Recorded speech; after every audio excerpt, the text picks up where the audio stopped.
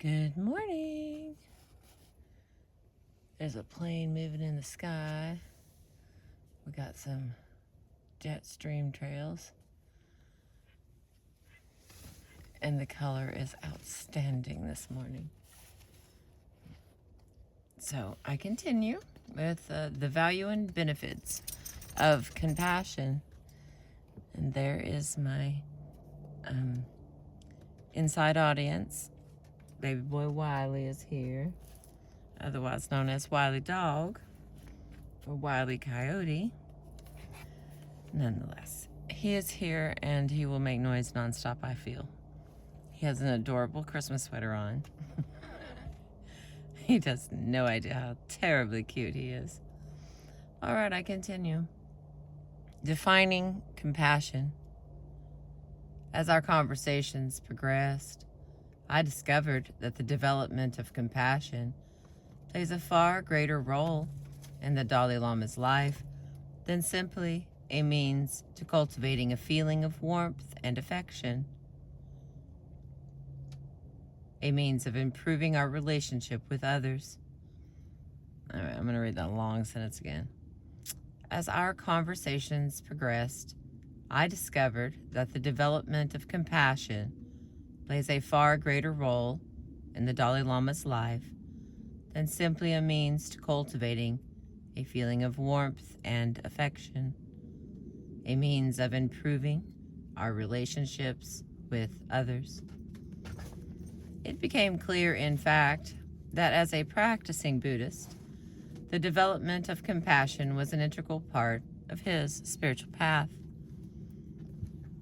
Given the importance that Buddhism places on compassion as an essential part of one's spiritual development, I asked, can you more clearly define what you mean by compassion?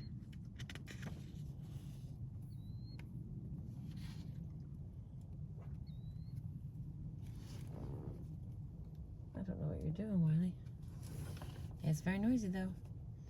The Dalai Lama replied, compassion can be roughly defined in terms of a state of mind that is non-violent, non-harming, and non-aggressive. It is a mental attitude based on the wish for others to be free of their suffering and is associated with a sense of commitment, responsibility, and respect toward others. In discussing the definition of compassion, the Tibetan word Tsewa, T-S-E-W-A. Okay, come on, baby, there we go. There is also sense to the word of its being a state of mind that can include a wish for good things for one's self. In developing compassion, perhaps one could begin with the wish that oneself be free of suffering, and then take that natural feeling towards oneself and cultivate it, enhance it, and extend it out to include and embrace others.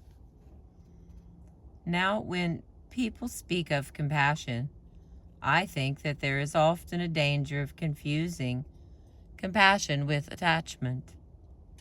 So when we discuss compassion, we must first make a distinction between two types of love or compassion.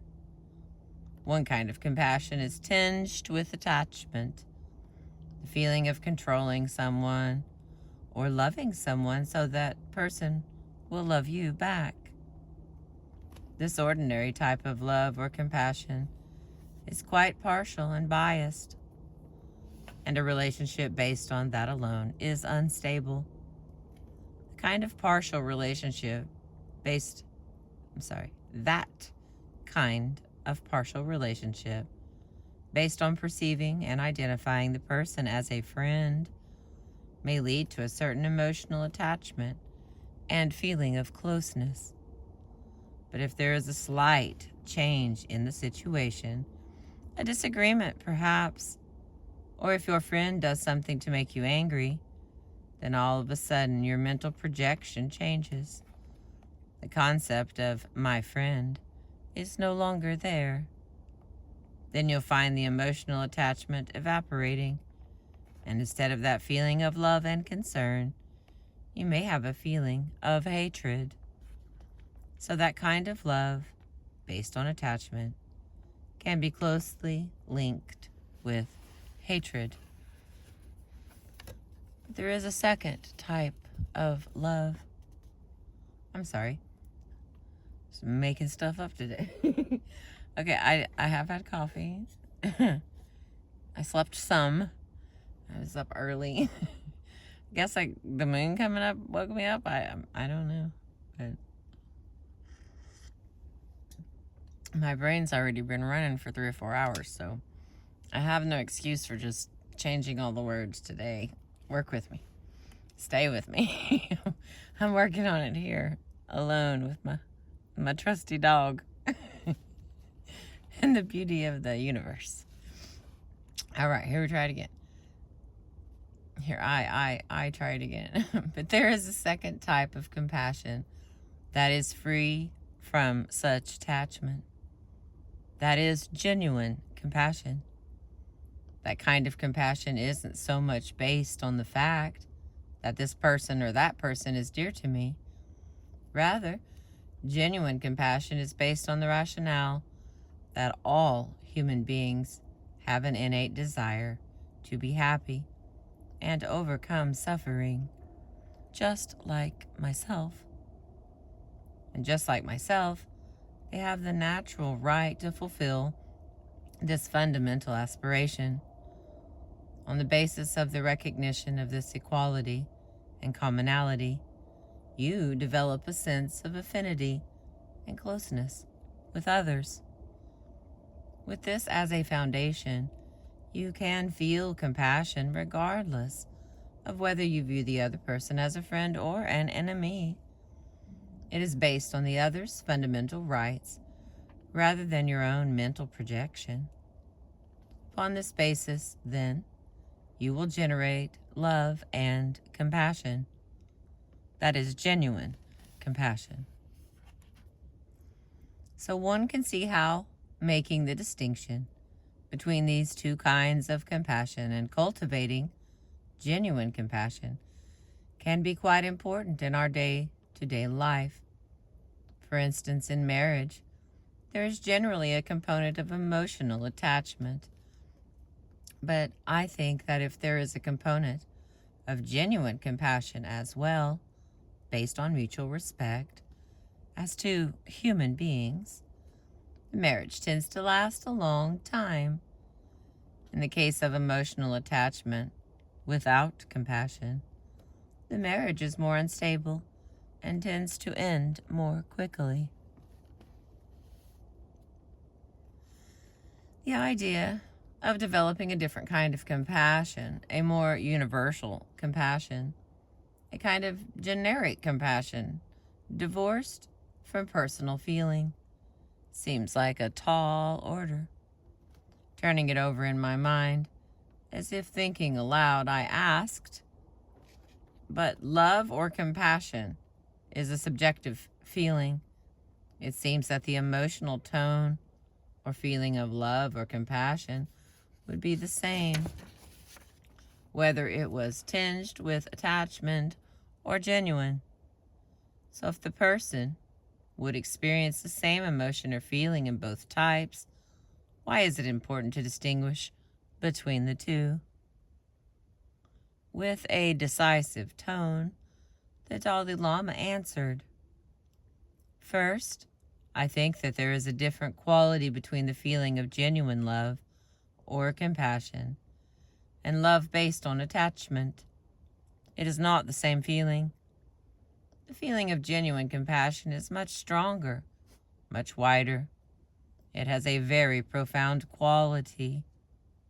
Also, genuine love and compassion are much more stable. They're more reliable.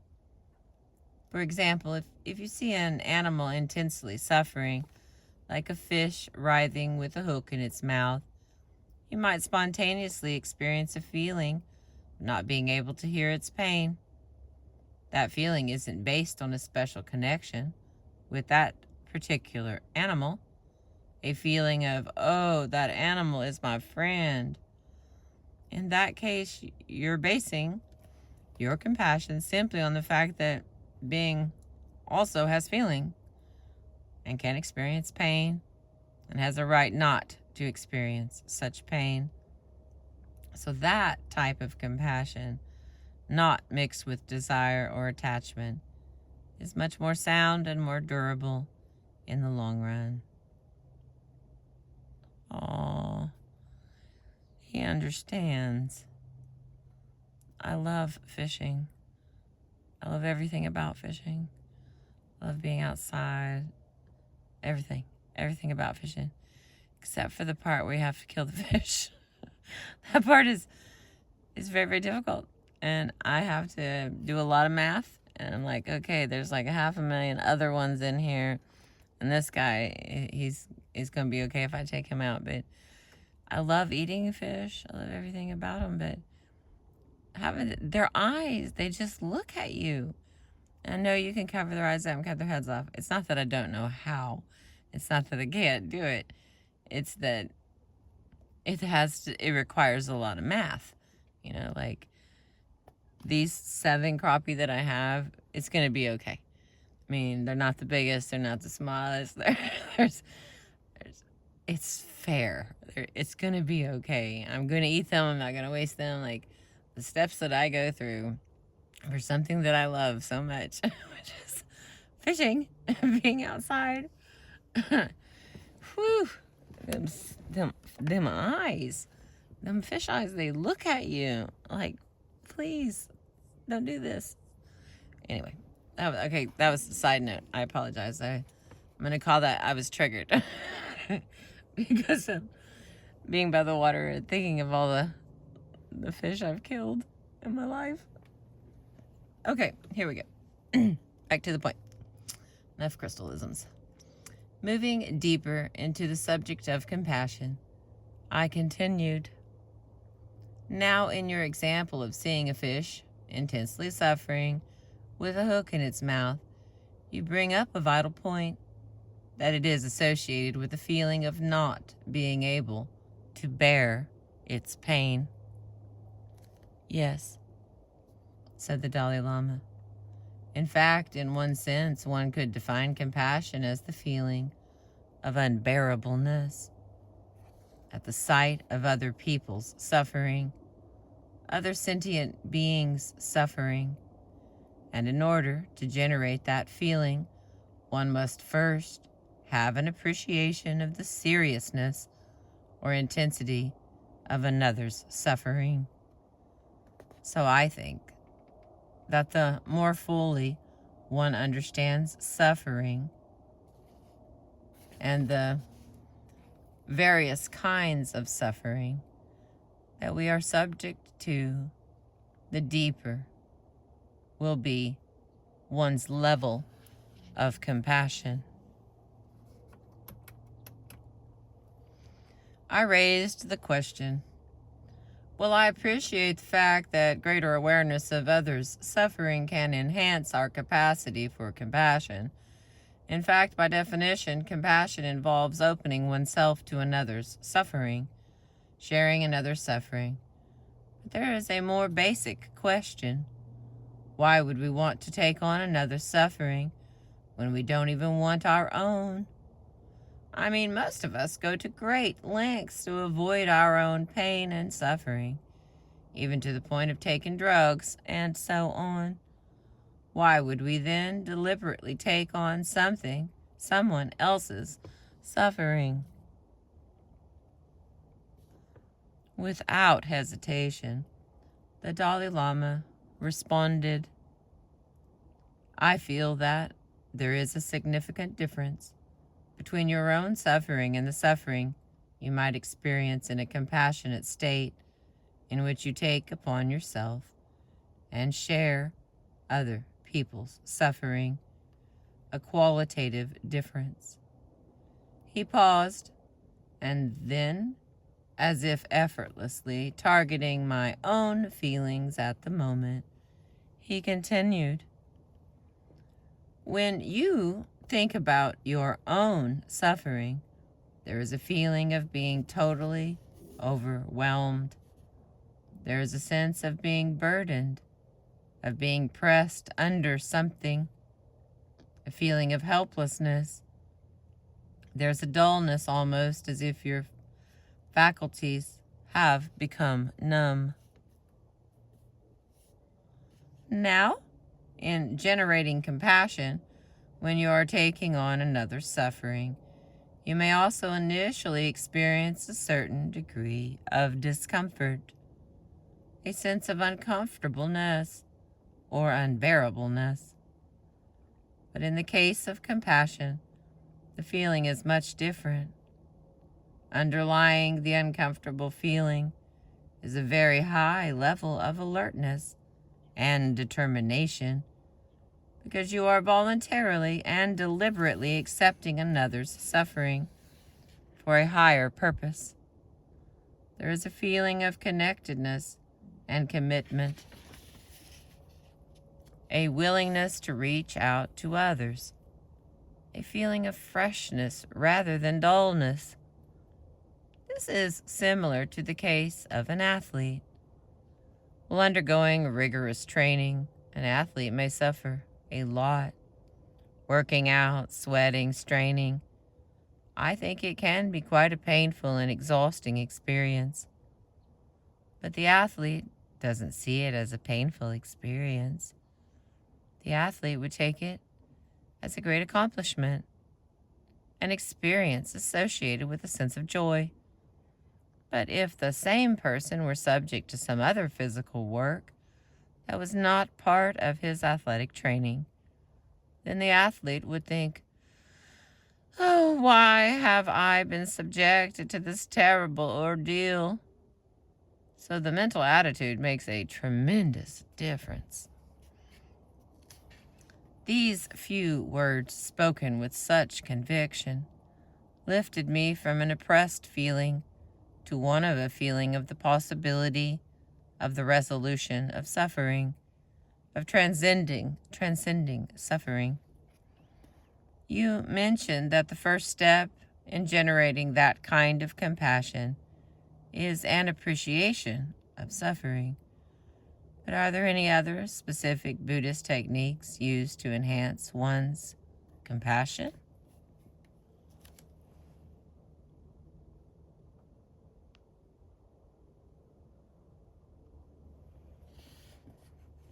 Yes. For example, in the Mahayana tradition of Buddhism, we find two principal techniques for cultivating compassion. These are known as the 7 points cause and effect method, and the exchange and equality of oneself with others. The exchange and equality method is the technique that you'll find in the 8th chapter of Shantideva's Guide to the Bodhisattva's Way of Life. Bodhisattva's Way of Life. It's still a little dark, okay? That's what I'm trying to say. I mean, you can tell that it's a little dark in the video, but out here it's still a little dark. All right, stick to the topic, Crystal. But he said, glancing at his watch and realizing that our time was running out, I think that we will practice some exercises or meditations on compassion during the public talks later this week. With this, he smiled warmly and rose to end our session. All right, let me get a sip.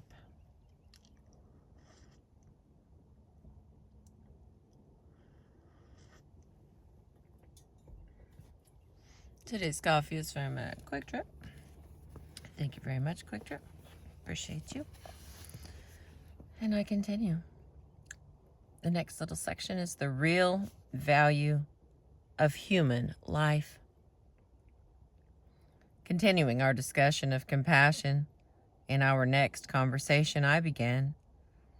Now, we've been speaking about the importance of compassion, about your belief that human affection, warmth, friendship, and so on are conditions absolutely necessary for happiness.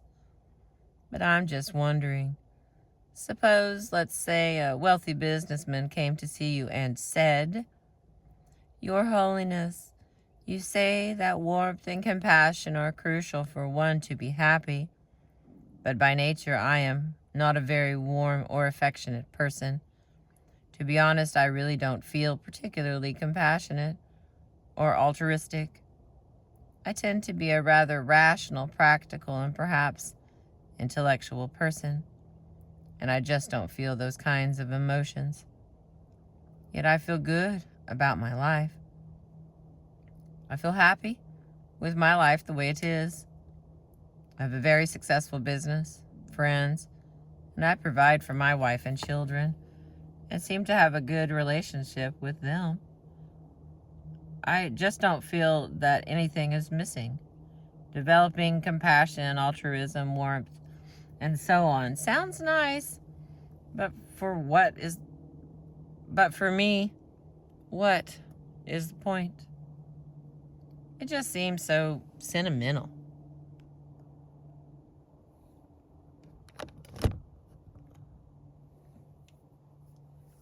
Oh, he sounds delightful.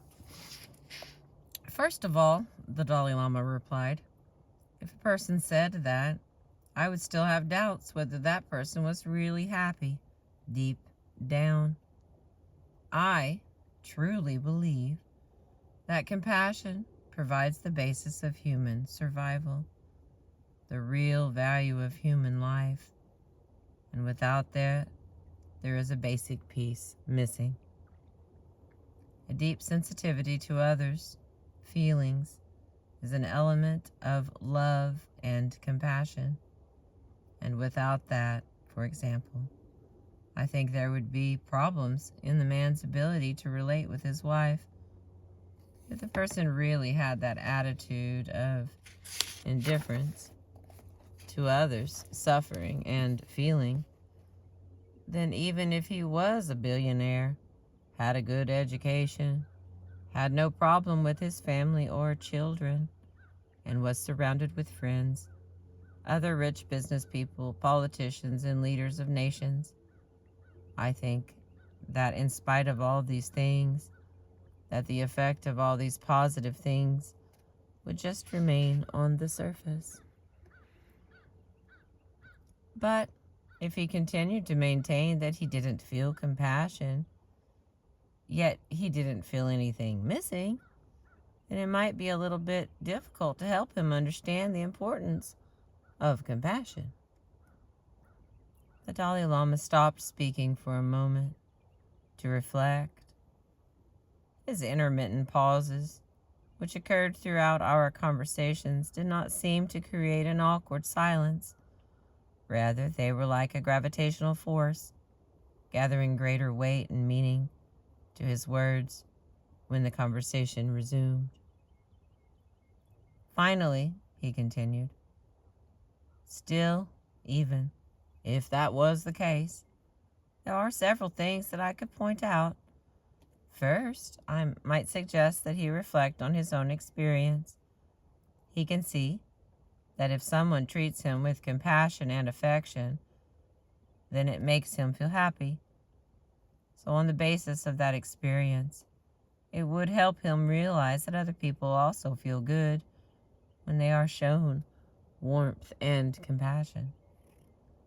Therefore, recognizing this fact might make him more respectful of other people's emotional sensitivity and make him more inclined to give them compassion and warmth.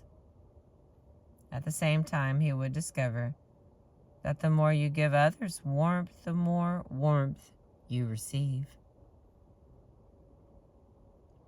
I don't think that it would take him very long to realize that, and as a result, this becomes the basis of mutual trust and friendship. Now, suppose that this man had all these material facilities. Wait a second. Now, suppose this man had all these material facilities. Yes. Was successful in life, surrounded by friends, financially secure, and so on. I think it is even possible that his family and children might relate to him and experience a kind of contentment because the man is successful and they have plenty of money and a comfortable life. Excuse me. I think that is a... Okay, fine. Let me get another drink.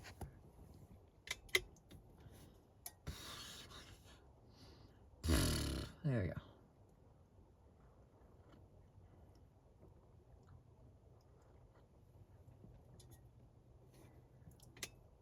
All right, come on.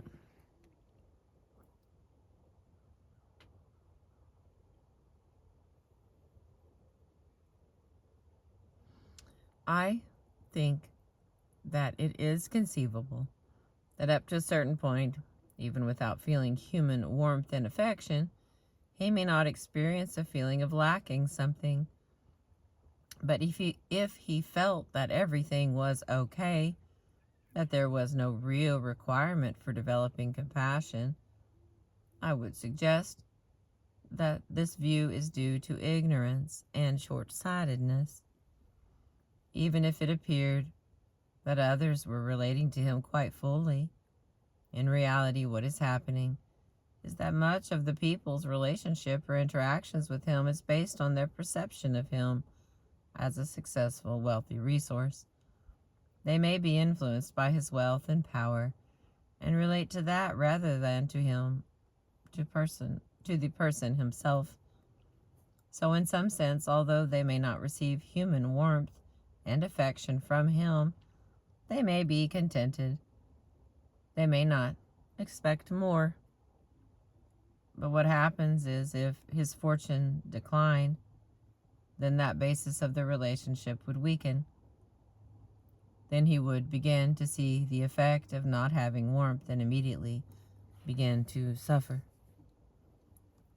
However, if people have compassion naturally, that's something they can count on. Even if they have economic problems and their fortune declines, they still have something to share with fellow human beings. World economies are always so tenuous, and we are subject to so many losses in life. But a compassionate attitude is something that we can always carry with us. A maroon-robed attendant entered the room and silently poured tea as the Dalai Lama continued. Of course, in attempting to explain to someone the importance of compassion, in some cases, you might be dealing with a very hardened, individualistic, and selfish person, someone concerned only with her or his own interests. And it is even possible that there are people who may not have the capacity to empathize with even someone whom they love or who may be close to them. But even to such people, it is still possible to present the importance of compassion and love on the grounds that it's the best way to fulfill their self-interests. They wish to have good health, live a longer life, and have peace of mind, happiness, and joy. And if these are things that they desire, I've heard that there is even scientific evidence that these things can be enhanced by feelings of love and compassion. But as a doctor, psychiatrist, perhaps you would know better about these scientific claims. Yes, I agreed. I think there is definitely supporting scientific evidence to back up the claims about the physical and emotional benefits of compassionate states of mind. So I think that educating someone about these facts and scientific studies could certainly encourage some people to cultivate a more compassionate state of mind, the Dalai Lama commented. But I think that even aside from these scientific studies, there are other arguments that people could understand and appreciate from their own practical or direct everyday experience. For example, you could point out that lack of compassion leads to a certain ruthlessness. There are many examples indicating that at some level deep down, ruthless people generally suffer from a kind of unhappiness and discontent. People like Stalin and Hitler, such people suffer from a kind of nagging sense of insecurity and fear, even when they are sleeping. I think that sense of fear remains. All that might be very difficult for some people to understand. But one thing you could say is that these people lack something that you can find in a more compassionate person: a sense of freedom, a sense of abandonment. So when you sleep, you can relax and let go. Ruthless people never have that experience. Something is always gripping them. There is some kind of hold on them. And they aren't able to experience that feeling of letting go, that sense of freedom.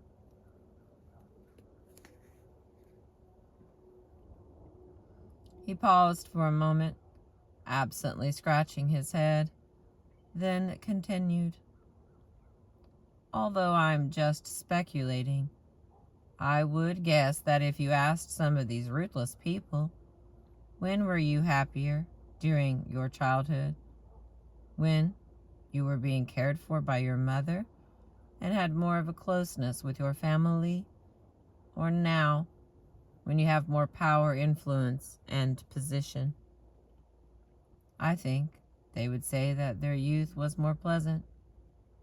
I think even Stalin was loved by his mother in childhood. In bringing up Stalin, I observed, I think you've hit on a perfect example of what you're saying, of the consequences of living without compassion. It's well known that the two main features that characterized his personality were his ruthlessness and his suspiciousness. He viewed ruthlessness as a virtue, in fact, and changed his name from Dengshvali to Stalin, meaning man of steel. And as his life progressed, the more ruthless he became, the more suspicious he became. His suspiciousness was legendary. His fearfulness and suspiciousness of others eventually led to massive purges and campaigns against various groups of people in his country, resulting in the imprisonment and execution of millions. But he still continued to see enemies everywhere. Not long before his death, he told Nikita Khrushchev, "I trust no one, not even myself." In the end, he even turned on his most faithful staff. And clearly, the more ruthless and powerful he became, the more unhappy he was. One friend said that finally the only human trait he had left was his unhappiness. And his daughter, Svetlana, described how he was plagued by loneliness and an emptiness inside, and got to the point that he no longer believed that people were capable of being genuinely secure or warm-hearted. Anyway, I know it would be very difficult to understand people like Stalin and why they did the horrible things that they did. But one of the points that we're talking about is that even these extreme examples of ruthless people might look back with nostalgia on some of the more pleasant aspects of their childhood, such as the love they received from their mothers. But where does that leave the many people who didn't have pleasant childhoods or loving mothers? People who were abused and so on.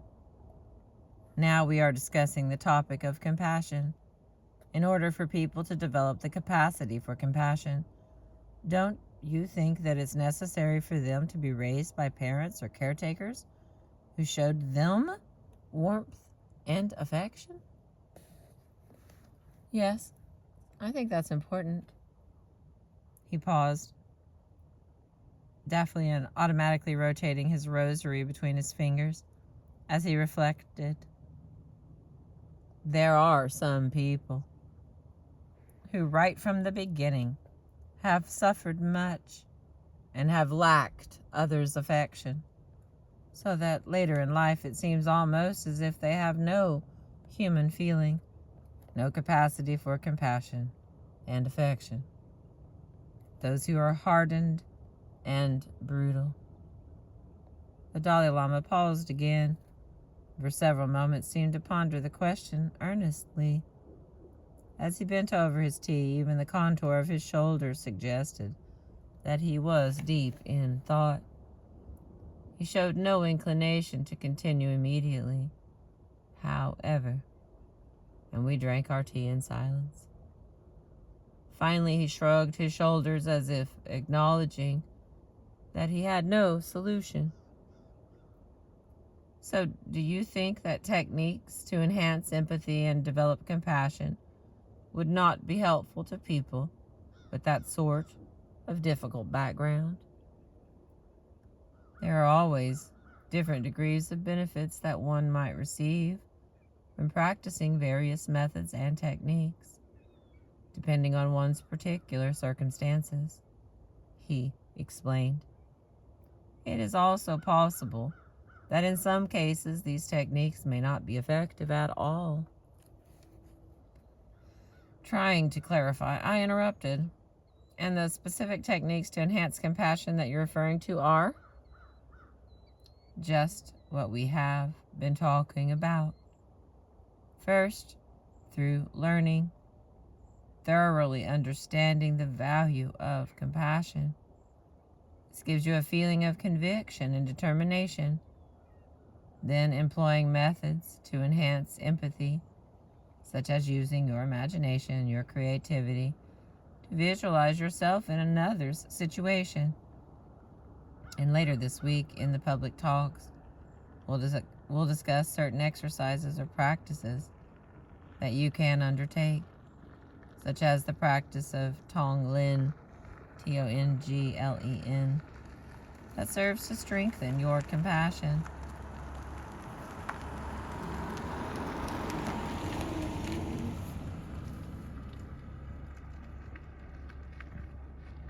But I think it's important to remember that these techniques, such as the practice of Tonglen, were developed to help as many as possible, at least some portion of the human population. But it was never expected that these techniques could help 100% of people, as in the entire human population.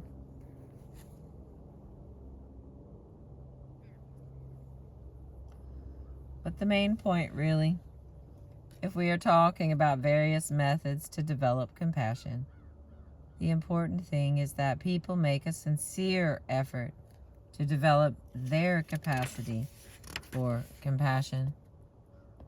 The degree to which they will actually be able to cultivate compassion depends on so many variables. Who can tell? But if they make their best efforts to be kinder, to cultivate compassion and make the world a better place, then at the end of the day they can say, at least I've done my best.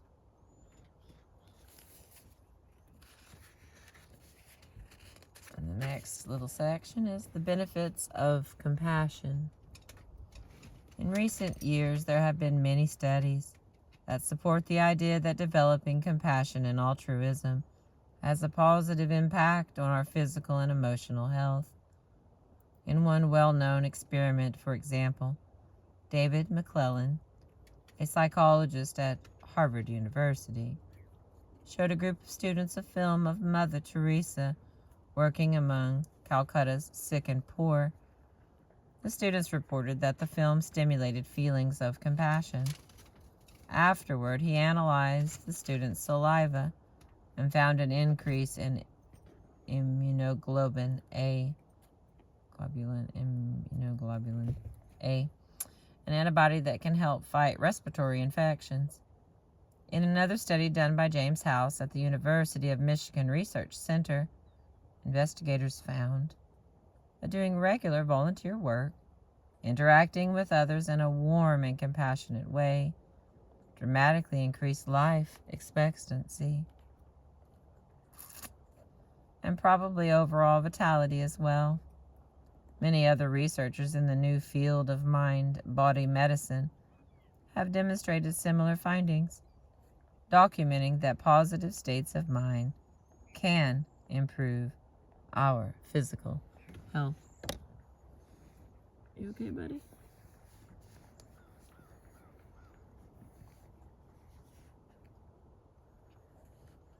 In addition to the beneficial effects on one's physical health, there is evidence that compassion and caring behavior contribute to good emotional health.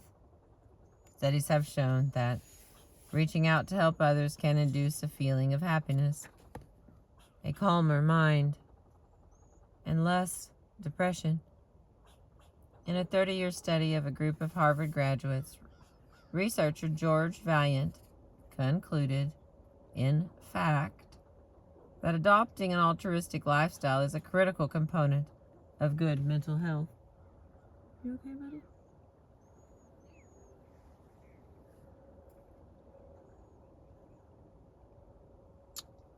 That adopting an altruistic lifestyle is a critical component of good mental health. Another survey by Alan Lux, conducted with several thousand people who were regularly involved in volunteer activities that helped others, revealed that over 90% of these volunteers reported a kind of high associated with the activity, characterized by a feeling of warmth, more energy, and a kind of euphoria. They also had a distinct feeling of calmness and enhanced self-worth following the activity. Not only did these caring behaviors provide an interaction that was emotionally nourishing, but it was also found that this helper's calm was linked to relief from a variety of stress-related physical disorders as well. While the scientific evidence clearly backs up the Dalai Lama's position on the very real and practical value of compassion, one needn't rely solely on experiments and surveys to confirm the truth of this view. We can discover the close links between caring, compassion, and personal happiness in our own lives and in the lives of those around us. Joseph, a 60-year-old building contractor, whom I first met some years ago, serves as a good illustration of this. For 30 years, Joseph rode the gravy train, capitalizing on a seemingly limitless construction boom in Arizona to become a multimillionaire. In the late 1980s, however, came the biggest real estate crash in Arizona's history. Joseph was heavily leveraged and lost everything. He ended up declaring bankruptcy. His financial problems created a strain on his marriage, which finally resulted in a divorce after 25 years of marriage. Not surprisingly, Joseph didn't take all this very well. He started drinking heavily. Fortunately, he was able to eventually quit drinking with the help of AA. As part of his AA program, he became a sponsor and helped other alcoholics stay sober. He discovered that he enjoyed his role as a sponsor, reaching out to help others.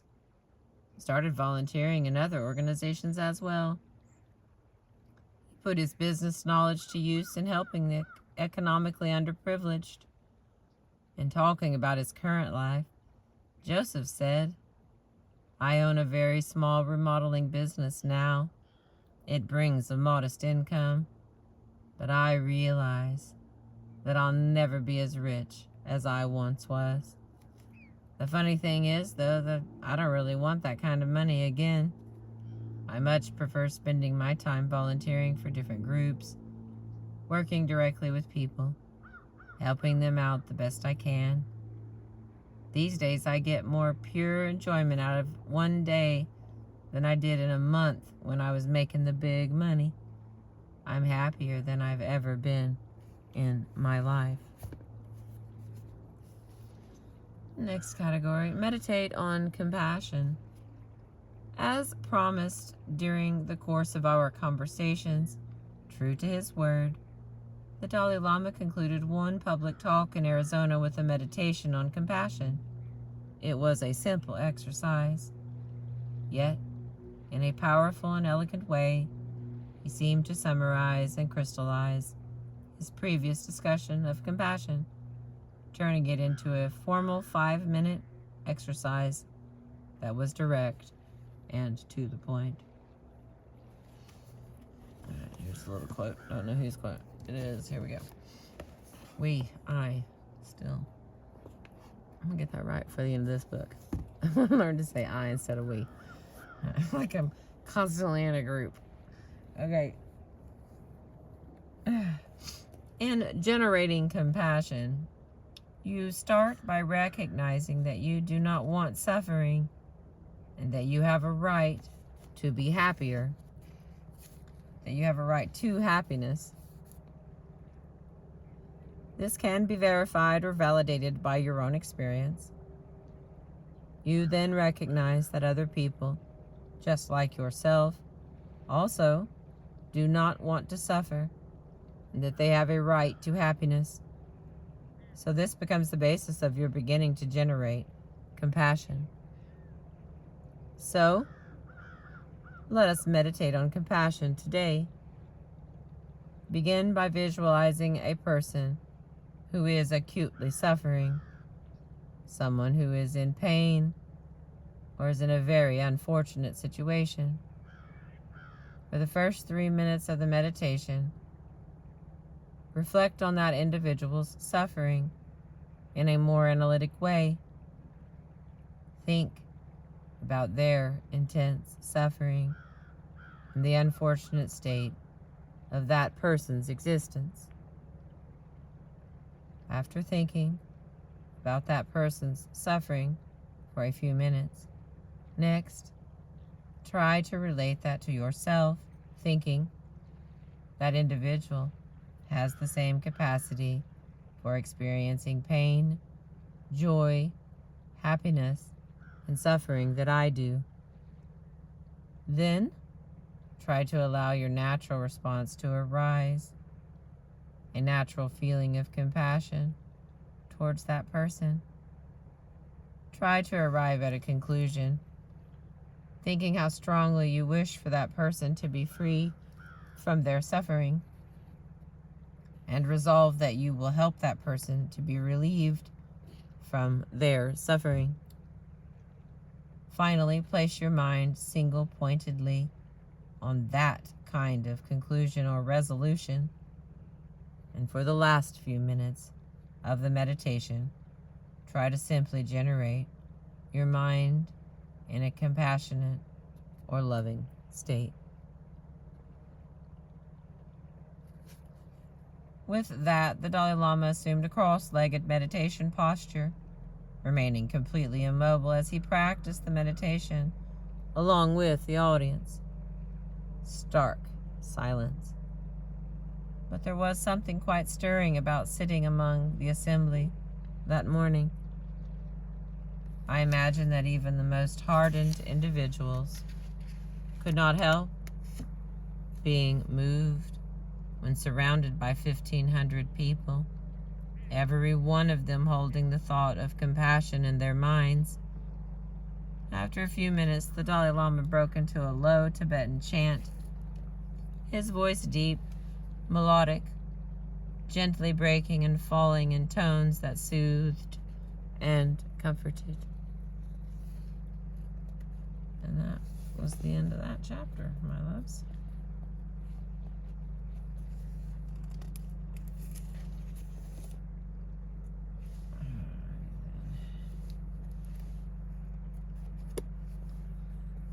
The next part will be part 3, and it's transforming suffering. So we'll go into suffering, and I just want to be like, yo, this next chapter is really long. It's got 20 words too, just quotes from other people. I have not read this book in some time.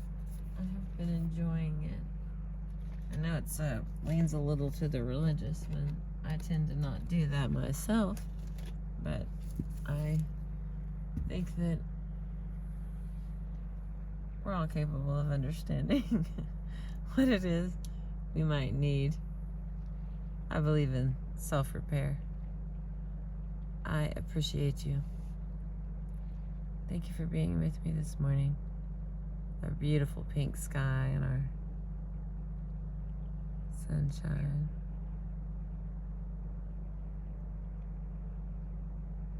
It's like looking at a spot on the sun, isn't it?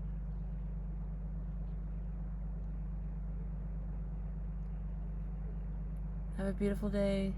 I appreciate you.